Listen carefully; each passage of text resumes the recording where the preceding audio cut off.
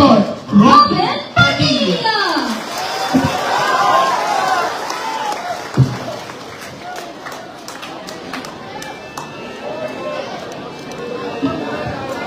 Maupo po tayo. Maraming salamat po. A'udhu billahi minash shaitanir rajim. Bismillahirrahmanirrahim. Alhamdulillah rabbil alamin. Bismillahirrahmanirrahim. Wassalatu wassalamu ala Rasulillah. Assalamualaikum warahmatullahi wabarakatuh. Alhamdulillah. Ako po ay nagpapasalamat unang-una sa Panginoong Allah sapagkat binigay niyo po sa akin ngayong araw na ito ang makapunta po rito at maramdaman ang mainit po ninyong pagtanggap sa akin at suporta. Alhamdulillah. Alam niyo mga kapatid, sa panahon po ngayon, ang inyong kapatid na Abdul Aziz, napakarami ko pong kaibigan. Sobra! Ang dami ko pong kaibigan. Nung ako po ay nasa pelikula pa, marami po akong kaibigan sa pelikula rin. Mga showbiz. Hindi ko po akalain na ngayon na ako ay isa ng public servant na wala naman po akong record ng kahit anong kalokohan. Ay marami po akong kaibigan na sila pa mismo ang tumitira sa akin. Napakasakit po. Sapagkat kung meron pong mga nakakakilala sa akin, ay yung pong mga kaibigan ko sa showbiz. Kilala nila ako. Hindi po ako mahirap lapitan. Kapag may nangangailangan, nandyan ako. Tama po ang sinabi ng ating mga kapatid na nagbigay ng talumpati. Andyan ako pag may baha, bagyo. Sabihin nyo na po kung ano yan. Nandyan po ako. Hindi pa po ako public servant, andun na ako. Kilala po ako. Meron pong isang kaibigan ako. Ang sabi, kinalimutan ko daw ang mga Muslim. Allahu Akbar. Tayo po ay nakapagpasa na. Mga batas na po na may kinalaman sa ating pananampalataya. Unang-una na po dyan, yung Sheikh Makdum Day. Inaalipasto po yan. Sinasabi nila, anong klaseng batas ba yan? Alam nyo, mga mahal kong kapatid, napakahalaga po nito. Kung kinikilala ng Pilipinas si Magellan na dumating dito sa Pilipinas, dapat kilalanin din nila si Sheikh Makdum na nagdala ng Islam sa Pilipinas. Allahu Akbar. Dahil kung walang Bangsamoro, walang Pilipinas na kasaysayan. Ipinaglaban po natin yan, batas na yan, upang ipamulat sa ating mga kababayang Pilipino na ang unang-unang religion na kumalat at namahala sa Pilipinas ay mga Muslim. Allahu Akbar. Sumunod po, yung ating pagkilala sa hijab. Sabi na naman nila, anong klaseng batas yan? Nakalimutan na naman nila na yung ating mga kapatid na kababaihan ay matagal ng panahon na nakakaramdam ng diskriminasyon. Minsan ho, may kasama akong sister natin, sumakay kami sa barko. Ayaw siyang pasakayin. Ayaw siyang kausapin dahil nakahijab. Yun po ang nagbigay sa akin ng inspirasyon para isulong ang araw ng Hijab Day. Allahu Akbar. Yung patungkol po sa Sharia, napakahalaga po ng Sharia sa atin. Diyan po nakapaikot ang buhay nating mga Muslim sa Sharia law. Nagawa po natin yung batas na yan. Marami na po ngayong itatayo ng mga Sharia court, hindi lang po sa Marawi, hindi lang sa Zamboanga. Ito po'y kakalat na ng buong Pilipinas sapagkat ang mga Muslim po ay nasa buong Pilipinas na. Alhamdulillah. Hindi lang po yan basta korte. Dalawang batas po yan. Yung isa, digital. Hindi nyo na po kailangan pumunta ng Zamboanga o kung saan man lugar. Pwede na po yan digital. Panglima, yung Burial Act po. Marami po kayong mga kapatid na Muslim na katulad po namin mga balik Islam kapag yumao, hindi na kukuha agad yung katawan kasi pinag-aagawan. Kasi hindi naman niya nasabi o hindi siya ginanggap na isang Muslim ng kanyang pamilya, yung kanyang katawan minsan na iimbalsa mo, hindi nasusunod ang Islamic rights. Pero dahil po sa batas na yan, nagkaroon po ng paggalang sa bawat bangkay ng isang Muslim. Allahu Akbar. Meron po sana tayong isang batas pa. Ngunit nabito po ng presidente. Ibig sabihin, hindi niya pinayagan. Ito po, yung equal rights, equal access sa mga sementeryo. Alam niyo po, sa Luzon, sa Visayas, nagiging problema po ang sementeryo ng inyong mga kapatid. Ginawa po natin yung panukala na yan para magkaroon po tayo ng karapatan sa mga public cemetery. Pumasa po yan, magpasalamat tayo sa ating mga magigiting-ting na senador, sinuportahan nila tayo. Ganon din po, yung mga nasa House of Representatives, sinuportahan nila tayo. Pero pagdating po sa ating mahal na Pangulo, nabito. Kaya po yan ay ipa-file po natin ulit. Upang maintindihan po ng ating mahal na Pangulo na wala po tayong hinihingi ng special treatment o VIP. Ang gusto lang natin, magkaroon po tayo ng equal, pantay na access sa mga kapatid nating Kristiyano o Katoliko. Yan po yung mga panukala at batas na ating naipasa. Lahat po yan patungkol sa ating pananampalataya. Kaya hindi ko po maintindihan kung bakit nasabi yan ng isa kong kaibigan na pinabayaan ko ang mga Muslim. Allahu Akbar. Patungkol naman po sa mga katutubo. Hanggang ngayon po, pinaglalaban ko pa rin na magkaroon, alam naman din yan, hindi naman bulahan yan, na laging napagsasamantalahan ang mga katutubo. Lupa nila, kapag pinasok ng mga minero, kapag pinasok ng mga kapitalista, walang napapala ang mga katutubo. Kaya gumawa po tayo ng panukala na dapat otomatiko, 5% dapat may makuha sa gross ang ating mga katutubo. Hindi dapat sila nakikiusap, nanlilimos kung saan-saan. Sama na po yung ating mga kaibigan na senador, bagamat mahirap kong ipasayan dahil yung ibang senador may minahan, yung ibang congressman may minahan. Sana dumating po ang panahon na ma-realize nila na ang mga katutubo ang siyang tunay na royal blood dito sa bansang Pilipinas. Alam nyo,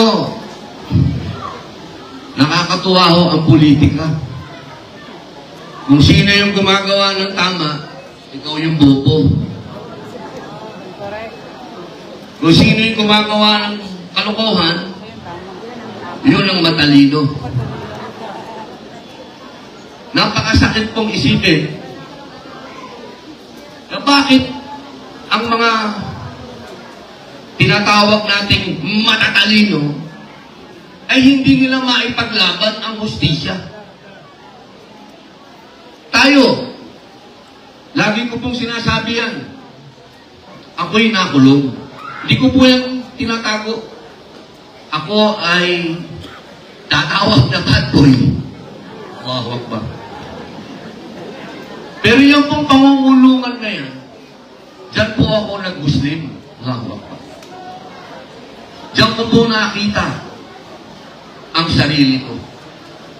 Dahil matagal na panahon, alam niyo naman pagka sikat ka, lahat na nasa iyo, makakalimutan mo ang Panginoon Diyos. Pero dahil po nakulong ako, nakita ko po ang Islam. Allahu Akbar. Kaya kapag nagsasabi po ako ng tungkol sa hustisya, ibig sabihin, naiintindihan ko po ang ibig sabihin ng justice. Sapagkat nakita ko po sa loob ng kulungan ang injustice. Napakarami pong bilanggo ang naging biktima ng mga abogadong gusto lang sumikat. Mga abogadong gusto lang ng conviction, ng gusto lang magpakulong para sila'y sumikat. 80% po ng mga bilanggo, lahat yan, injustice. Kaya pag nakakarinig po itong mga matatalino na ito, ng boses ng taong bayan, pinagtatawanan nila. Ganyan po ang pag-iisip nitong mga taong ito kapag naririnig ang boses ninyo. Hindi po sila makapaniwala na sa loob ng Senado may boses ang taong bayan at tayo po yun, isang Muslim. Katulad po ng sinabi ng ating ustad, ang ating pananampalataya ng mga Muslim nakaangkla sa hustisya at pakikipaglaban sa mga naaapi. Ipaglaban mo ang naaapi. Hindi po tayo pwede na pagkat senador ka na, barkada mo na yung mga elitista, mga oligarko. Nako, Allahu Akbar, wag na lang tayo mag-senador. Kung inaasahan nila na ako ay makikigrupo, hindi po. Ako po ay inilagay nyo dyan, mga mahal kong kapatid, ginawa nyo po kung number 1, Allahu Akbar. Para makita ng tao ang ilaw ng Islam. Allahu Akbar. Alam niyo po, mga mahal kong kababayan, mapapansin naman niyo po yan. Noong araw, ang hirap na makapagpasa ng tungkol sa mga Muslim. Pero nung dumating po tayo, alhamdulillah, naging madali po yan. Sapagkat nakikita po nila, wala tayong yabang. Nakikita po ng mga kasama nating senador, tayo'y humble. Pero minsan, papalag. Hindi naman po pwedeng laging sila lang ang matapang. Hindi naman ibig sabihin na tayo'y magpapaapi. Allahu Akbar.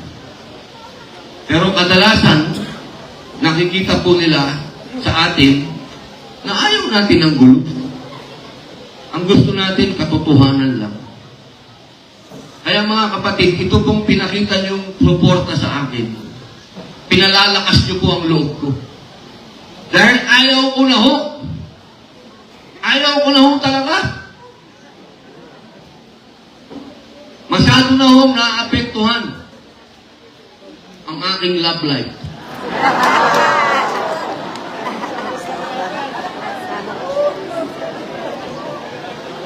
Naiiyak na kasi si sister eh. Totoo po yan. Yung asawa ko, bihira ko na namang makita.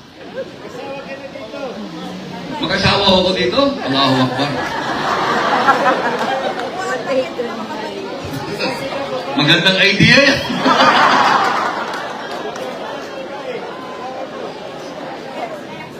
Biglang napangiti ako, brother. Ah. Namumulak, brother. Pero totoo po, ah. Alam nyo, naging konti na lang po yung panahon ko kahit sa mga anak ko. Dahil nung ako po ay naging senador, yan na lang ho ang naging buhay ko. Tapos, ang aabutin mo pa, ito, may kaso. Kinasuhan pa ako, hindi ko naman alam, wala naman akong ginawang masama. Nakisakay lang sa akin si Bato.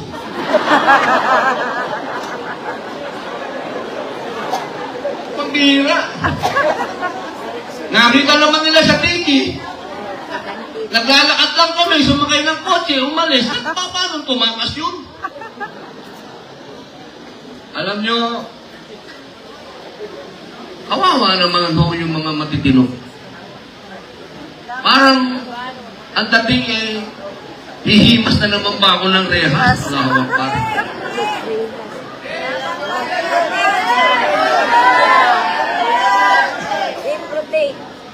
Pero alam nyo kung yan ho ang kadar ng Allah, Allahu Akbar. Tatanggapin ko po yan. Tatanggapin ko po yan. Dahil totoo lang,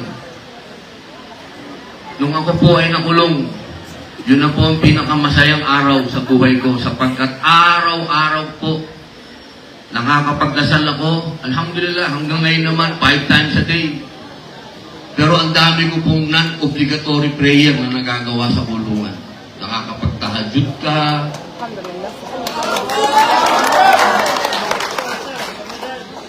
Nakakapag-aral ka ng maraming hadith.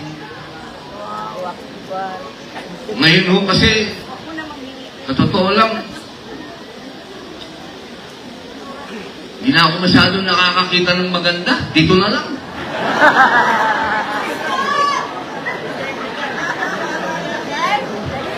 Minsan, binabalikan ko yung artista ko.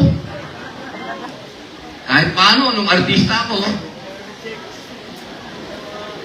yung beat na doon, nakakahingi ka ng tawad. Eh ngayon, pag hingi mo ng tawad, yung taong nakapaligid sa'yo, sinasabihan ka pa ng boko. Allahu Akbar. Napakasakit po. Pero, ang nagpapatibay mo sa akin dyan, yung sinabi ng Rasulullah. Di ba ho? Hanggat ikaw ay inaapi, ikaw ang pinakamalapit sa Allah. Allahu Akbar. Yan po ang nakita ko ngayong araw na ito. Hindi naman bababa ang Allah. Kakausapin ka. Gagamitin niya ang mga kapatid mong Muslim para iparamdam sa iyo na hindi ka namin iiwan. Allahu Akbar. Pagka-chik sa pinag-uusapan, attentive to mga ito. Itong mga bata to, Allahu Akbar. Kanina, ang ganda nung binasa nung bata, na Quran, nung umpisa. Sabi ko, kasi yan ho ang mga frustration ko eh. Gustong-gusto ko nang matuto. Ang pangarap ko po talaga maging ustad. Totoo po yan. Hindi po 4 na asawa, ha? Ustad. Totoo po yan. Hindi ko alam, ba't naging senador ako? Ang ganda po nung binasa nung bata, sabi ko, akin na nga, ano bang sura yun? Tingnan ko, ang translation. Yung pala, patungkol yun sa huwag mong hangarin ang mga kayamanan dito. Ang kapangyarihan, wala yan. Ang mahalaga, yung kalalagyan mo sa kabilang buhay. Allahu Akbar. Alam nyo, may isang kwento eh. Sorry, alas 12 na ba? Mga magbang na. Ayan. 2 minutes. Last 2 minutes brought to you by Abdul Aziz. Pwede po ba magpasalamat muna ako sa last 2 minutes na ito? Extend? Allahu Akbar. Sige, magpapang na lang ako, tapos extend. Opo. Una po, gusto ko pong magpasalamat siyempre sa ating pong iniipit din na Governor, Nelson Dayang Hirang. Gov, ganyan po talaga, pagka pinatayan tayo ng gripo, walang tubig na lumalabas.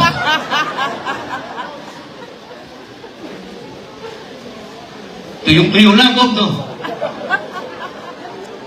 Mahirap po, totoo. Alam nyo, lahat po ng lakad ko, sabi ng asawa ko, inubos po na yung savings natin. Wala ko kami magagawa eh. Wala ko talagang suporta galing sa taas. Lahat po, sarili. No, Gov, no? Masakit. Pero okay lang. May gantimpala naman sa Allah yun. Honorable Vice Governor Glenda Rabat Gaita. Nandito ba si... Wala. Kamusta na lang po. Kay Honorable Congressman Miguel Chino Di Almario. Ayaw ni Congressman makita ako.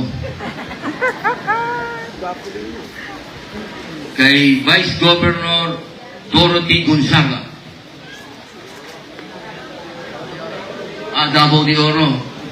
Okay, saka na lang yan. Ito. Matagal ko na pong kasama ito nung lumabas ako sa kulungan. Ito ang nagbukas ng mata ko patungkol sa pangyayari sa mga katutubo. Si Kashim Candido. Brother, nakita na naman sa balbas pa lang. Allahu Akbar.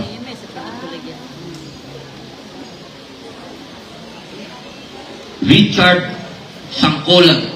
Sanlokan. Sorry, brother. Brother, si brother, alam nyo, sabi ko kahapon, hindi ka naman, parang mistisyo ka, boss, parang Espanyol ka. Totoo, ang haba po ng pag-uusap namin kagabi dyan. Tinignan ko parang alahi ko ito, parang Espanyol. Yung pala, hindi Espanyol, Portuguese. Boss, maraming salamat. Maraming salamat po.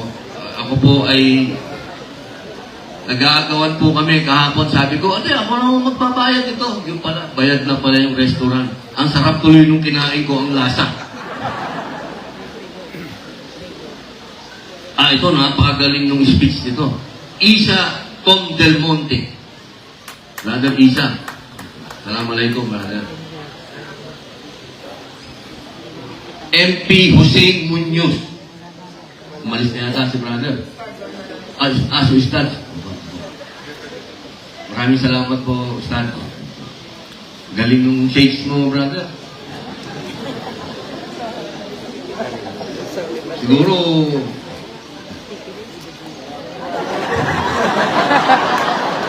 Naiintindihan na kami.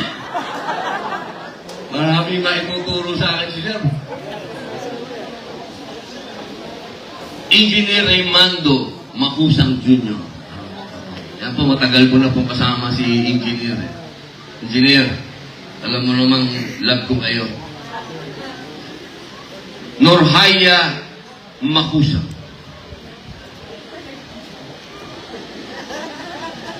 Yan ang teacher ko din. Madalas ako pagalitan yan. Pati yung anak ko, kanyang tinuturuan, si Queenie po. Si Queenie. Kaya naging palaban ho yung anak ko dahil sa kanya. Kahit saan magpunta yung anak ko, dala-dala yung bandila ng Palestine. Sabi ko, minsan, magpahinga ka naman. Kahit sa loob ng kwarto niya, bandila ng Palestine, hindi bandila ng Pilipinas. Medyo parelaxin mo naman yun. Abdul Kahar Macusang. Abdul Yasir Macusang. Brother. Siya yung punong abala. Sa lahat po ng mga Dato Edris Mamukid, Banay-Banay Davao Oriental, Attorney Mike Mamukid, Attorney Remlani Tabuang, Homilit, boss, ang sumalubong sa akin kanina, nagbigay po ng kape na napakatapang. Na Sabi nung kasama ko, bakit nanginginig yung kamay mo? Ang tapang mo nung kape. Director, Engineer Akilan Sarigan. Honorable Raquel Sanlocan. Ma'am. Ma'am. Ito po sa likod, sir. Okay. Ayaw. Ayaw po, ma'am. Assalamualaikum po. Po. May dalang folder eh. Pag naalala ko tuloy yung teacher ko nung araw pag may dalang folder eh. Mag-aral ka! Honorable Amir Mamukit. Brother, assalamualaikum. SB member. Alhamdulillah, brother. Dato Rosario Deporcan, Municipal Councilor. Brother, assalamualaikum po. Mga board members po ng Davao Oriental, kay Honorable Licen Teves, Acting Mayor. Ma'am, nabuhay po. Sinulat ko yung pangalan ni Mayora dito isa. Ba't saan napunta? Sa likod. Ang copy niyo ba ito? Sabi ko na. Ito pala.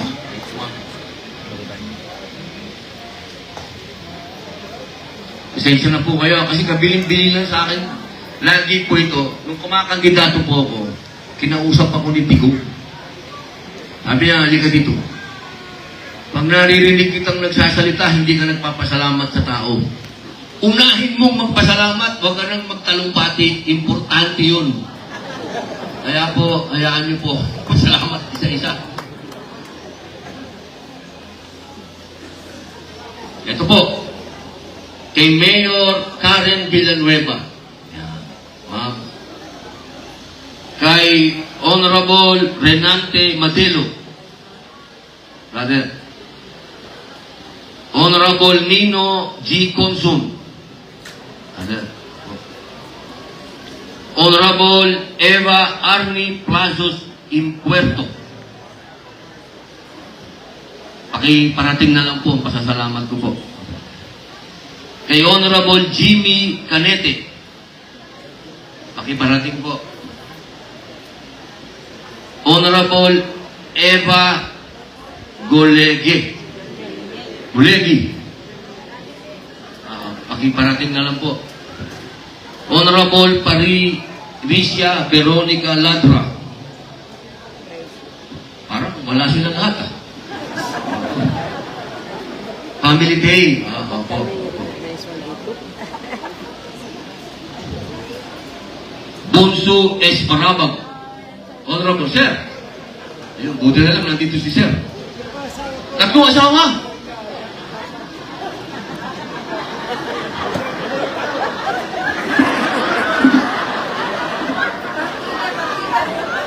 I'm missing a lot.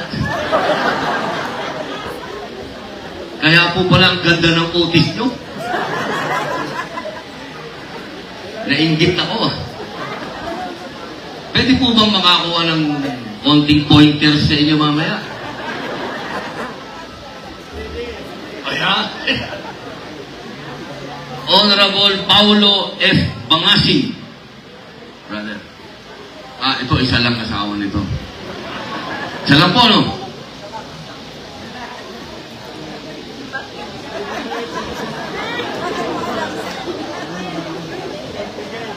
Mayor, nabanggit ko na.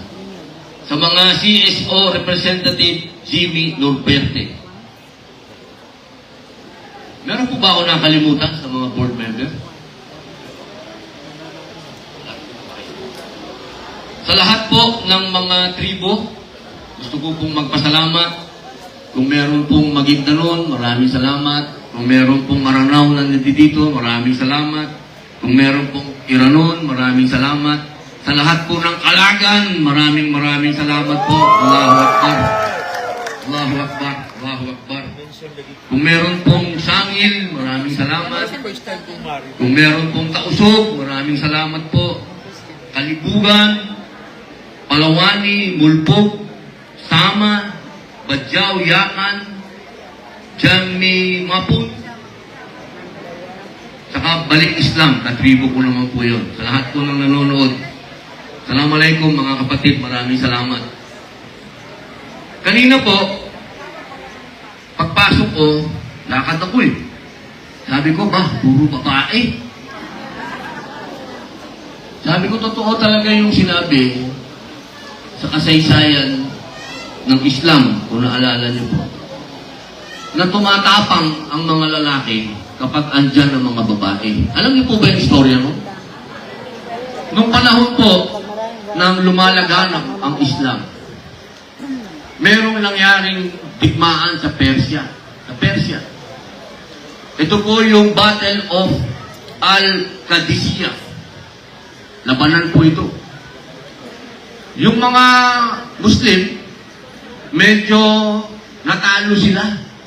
Umatras. Pag-atras ng mga kalalakihan, sinalubong sila ng kababaihan. Yung mga kababaihan may dalang bato. Pinagbabato ho sila. Pinagbabato yung mga lalaki. Ang sabi nila, hindi ka na makaka-score kapag hindi ka bumalik sa laban. Alam nyo, bumalik yung mga kalalakihan doon sa laban, nanalo yung mga Muslim, Allahu Akbar. Paano ba kung tatlo ang asawa mo? Apat ba? Doon lamang po pinakikita na talagang napaka-powerful po ng kababaihan, Allahu Akbar. Kaya maraming salamat po. Ayan, ang mga Social Welfare Committee, Davao del Norte, Davao de Oro, headed by Fatima Ampatuan. Allahu Akbar. Allahu Akbar. Maraming salamat po. Sabi po sa akin kanina, meron pa daw pong galing 80 kilometers away na pumunta dito. Sabi po ni brother, Allahu Akbar, maraming salamat. Sana po, bawat kilometro ng pagpunta po nyo dito ay gantimpalaan po kayo ng Allah Subhanahu wa Ta'ala. Sapagkat ang sabi po sa hadith ng Propeta Muhammad sallallahu alaihi wasallam, kapag ikaw ay nagpapakita ng iyong pagsuporta at pagmamahal sa iyong kapatid na inaapi o iniipit, ikaw ay ginagantimpalaan ng Allah. Allahu Akbar. Alam nyo, napakasarap po pag-usapan ng religion natin. Ito na po talaga. Nung ako po ay nasa kulungan, ang sabi ng mga kasama kong bilanggo, hindi ka na makakausap, Robin Padilla. Lagi ka na lang nandyan sa loob ng mosque nyo, basa ka ng basa. Kasi po alam nyo, yung religion natin, kapag binasa po ninyo, yung mga katuruan, yung mga hadith, hindi siya patungkol lang sa pananampalataya. Patungkol din siya sa magandang pag-uugali. Allahu Akbar. Eh, nung panahon na yun, nakalimutan ko yung magandang pag-uugali dahil bad boy nga eh. Kaya po, sa totoo lang, yun po ang pinakamagandang rehabilitation na nangyari sa akin. Yung ako po ay nag-Muslim. Allahu Akbar. Kaya po, mga mahal kong kapatid, ang hinihingi ko po sa inyo, sana po, alam ko po, maraming nagtutulak. Marami pong lumalabas na mga survey. Sinasabi, mataas na naman tayo, number 1 na naman tayo. Meron pong mga nagtutulak na mas tumaas pa yung posisyon. Alam niyo mga kapatid ko, nakakatakot. Nakakatakot po yan. Ito po kasing mundo natin ng politika dito sa Pilipinas. Malayo po yan sa pananampalataya natin. Napakalayo. Ito po ay para kang tumatakbo papunta sa impyerno.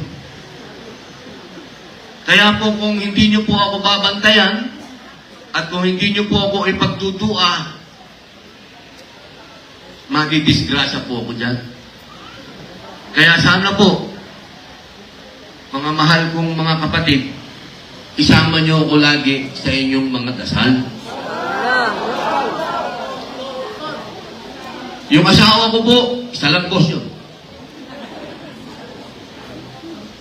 Ayaw na po niya ako tumakbo. Kasi nakikita po niya na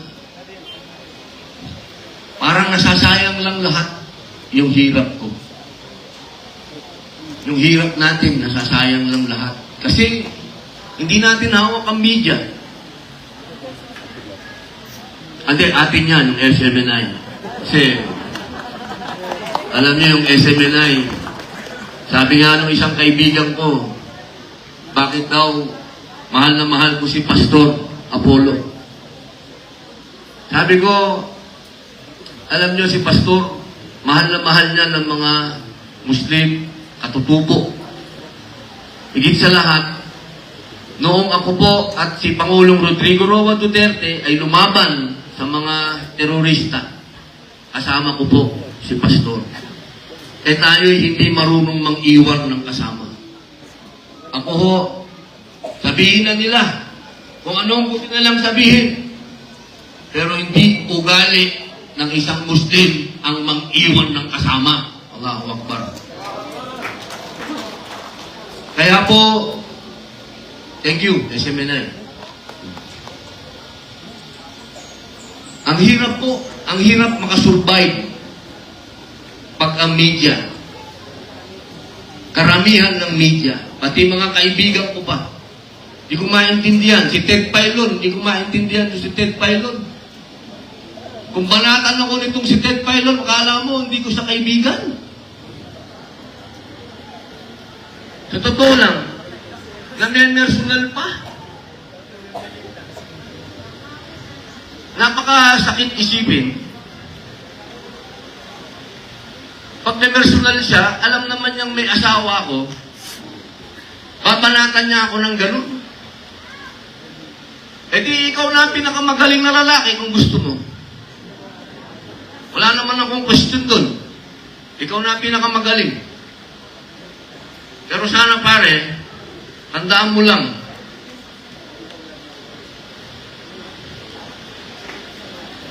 hindi kita tinratong iba. Magkaibigan tayo. Siguro kung ipapalangantaan mo yan, nasasabihin mo, bobo ko,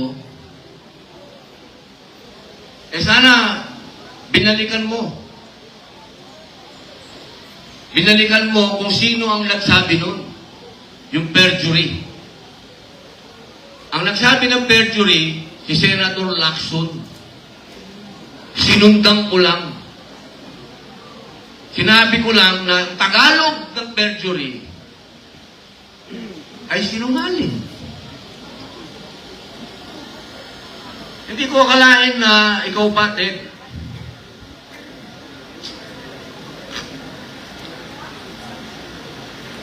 Pero, alhamdulillah, magkakausap din tayo muli at maipapaliwanag ko rin sa iyo. Meron pang isa. Kung makabanat, mga kaibigan ko to ha, mga kapatid at kaibigan ko. Pwede naman akong tawagan. Di ba pag kaibigan mo, pwede mong tawagan? Pare, punta ka dito sa programa ko, magpaliwanag ka. Pwede naman ganun eh. Pero ang gagawin,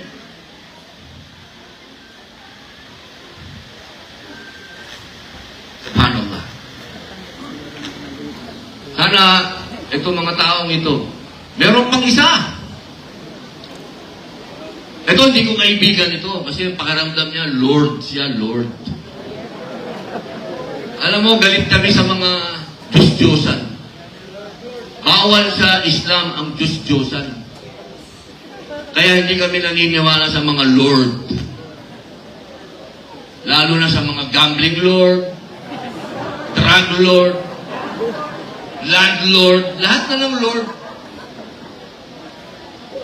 Huwag mo akong daanin sa ikaw ay media, ikaw ay may platform, pati mga nagtatrabaho sa akin sa opisina, bakatan mo. Lalaki ka naman, di ba? Kung lalaki ka, di imbitahin mo ako. Mag-usap tayo.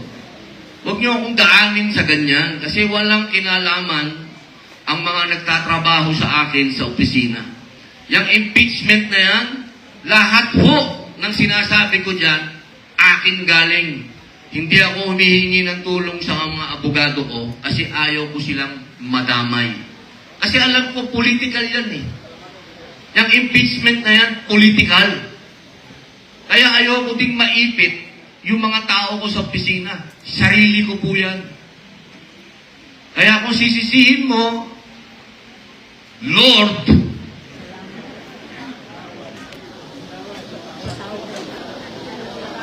Batawad. Lord, batawad.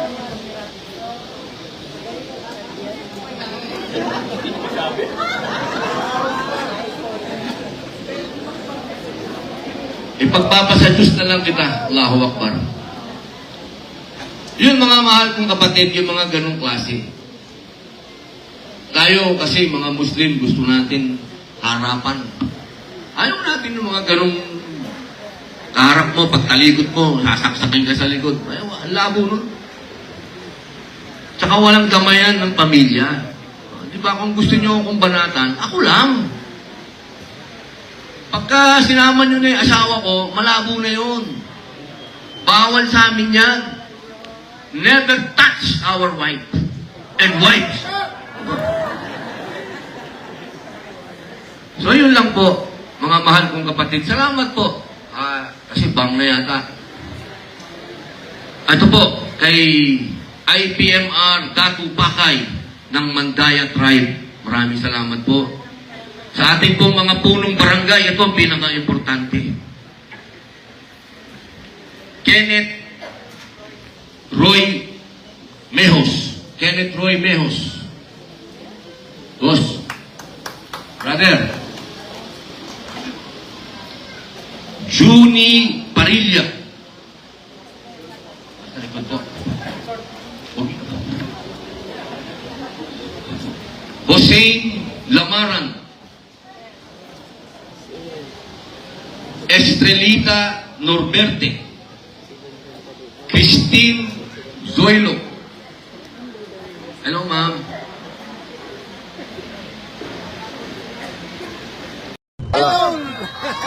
Assalamualaikum po.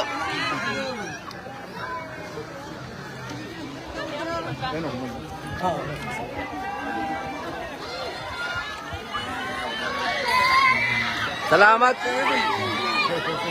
Salamat sa pagsalubong kanina, ha? Salamat. Duminda po kayo, sir, ha? Oo, salamat po, salamat.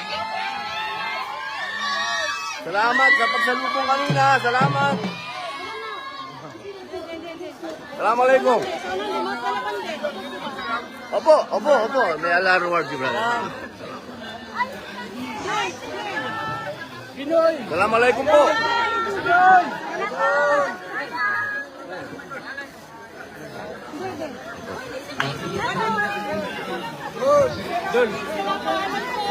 Binoy, brother. Assalamualaikum po.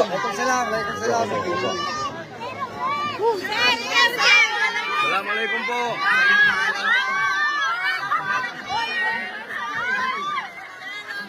Apa, ma'am?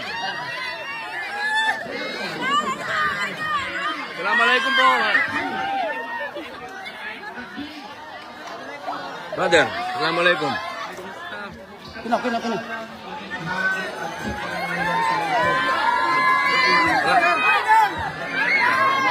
Salam, brother. Waalaikumsalam.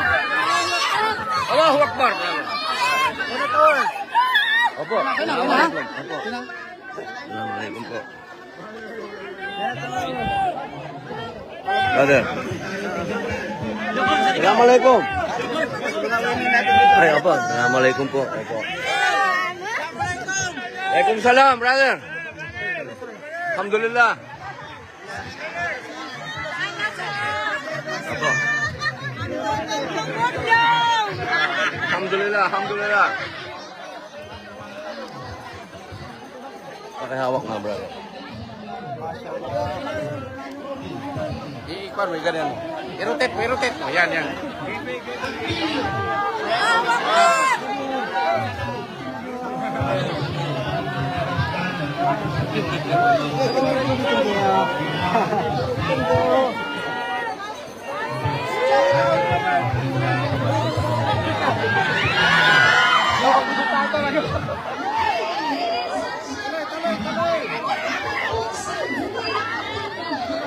Okay. Ito na.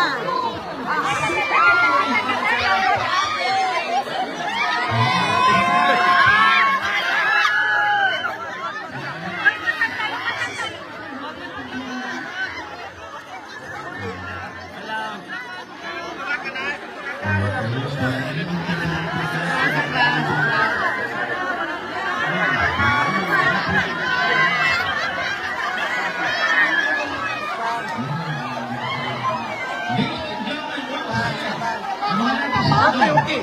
Senator Robin Padilla.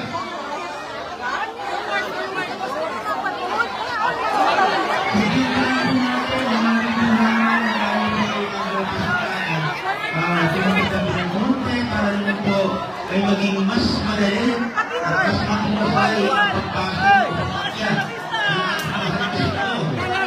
ating sinagado.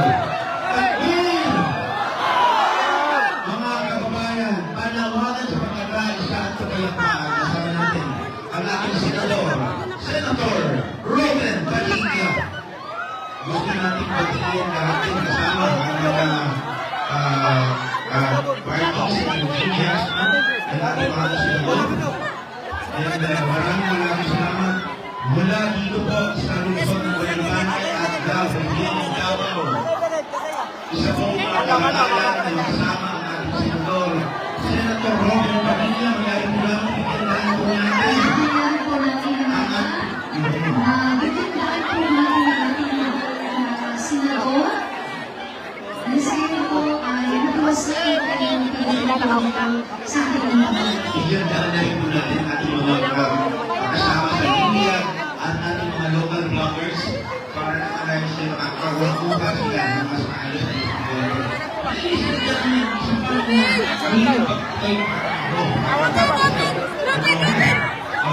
excited na tayo na makakagutuhan ang ating senador. Ladies and gentlemen, once again, Senator Robin Padilla. Yes, ladies and gentlemen.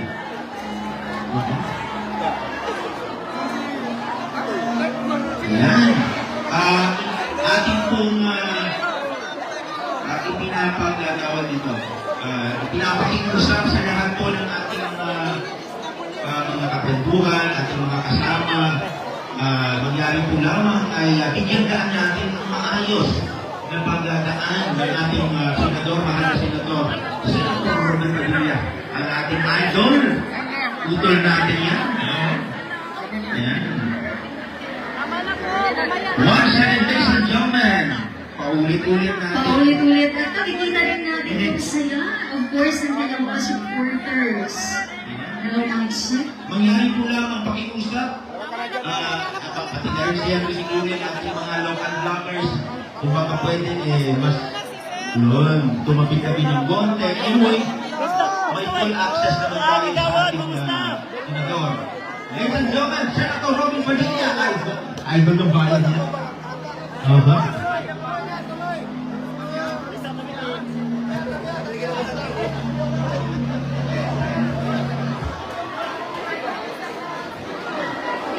Puro mga iPhone na nabibidyohan. Once again, ladies and gentlemen, mahal na senador natin, isang karangalan sa ating rehiyon, sa ating probinsya at munisipyo, ang makasama ang ating senador, Senator Robin Padilla.